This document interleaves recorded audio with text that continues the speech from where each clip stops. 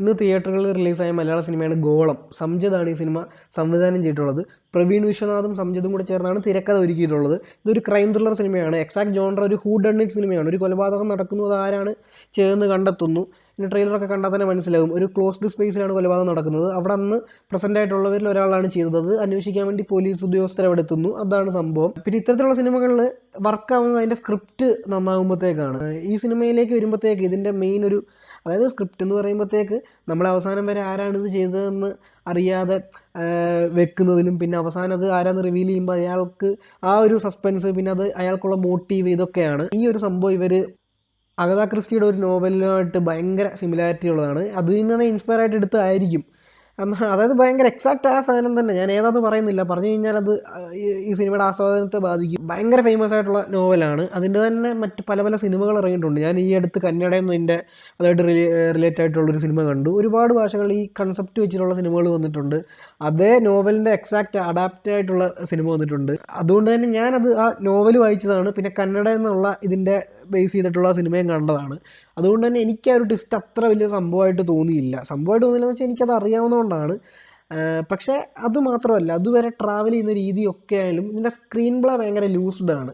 2 മണിക്കൂറുള്ളൂ, crisp ഡ്യൂറേഷനാണ്. പക്ഷേ ഇതിൻ്റെ first half നല്ല ലാഗായിരുന്നു. 1 മണിക്കൂർ നമ്മളെ പിടിച്ചിരുത്തി മുഷിപ്പിക്കുന്നുണ്ട്. സെക്കൻഡ് ഹാഫിൻ്റെ ഒരു അരമണിക്കൂർ വരെ കൊള്ളായിരുന്നു. പക്ഷേ വീണ്ടും ആ ട്വിസ്റ്റ് ഞാൻ പറഞ്ഞില്ല, അത് മറ്റേ അഗത ക്രിസ്റ്റിയുടെ ഇതുമായിട്ട് ബന്ധപ്പെട്ടതാണ്. പക്ഷേ അവിടെയും ആ ചെയ്യുന്ന രീതിയായാലും അതായാലും ഒക്കെ എടുത്തു വെക്കുന്നതിലൊരിത് ഭയങ്കരമായിട്ട് നമ്മളെ ഹുക്കാക്കുന്ന പോലെ തോന്നിയില്ല.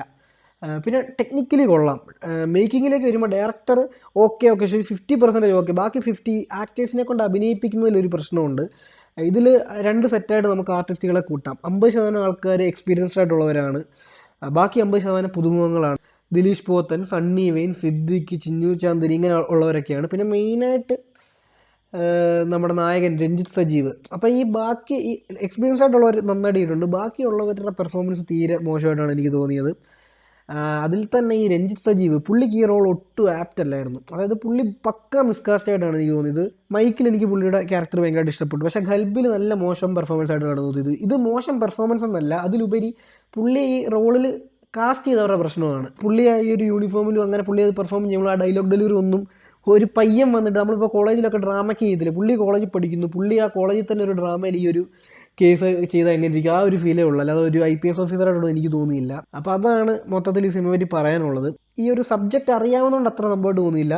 ഈ അഗത ക്രിസ്റ്റിയുടെ നോവലോ അല്ലെങ്കിൽ അതുമായിട്ട് ബന്ധപ്പെട്ട സിനിമകളോ കാണാത്തവർക്ക് ഈ ഒരു ട്വിസ്റ്റ് രസമായിട്ട് തോന്നും. അപ്പോൾ ഈ സിനിമയ്ക്ക് എൻ്റെ ഒരു റേറ്റിംഗ് 2/5 ആണ്.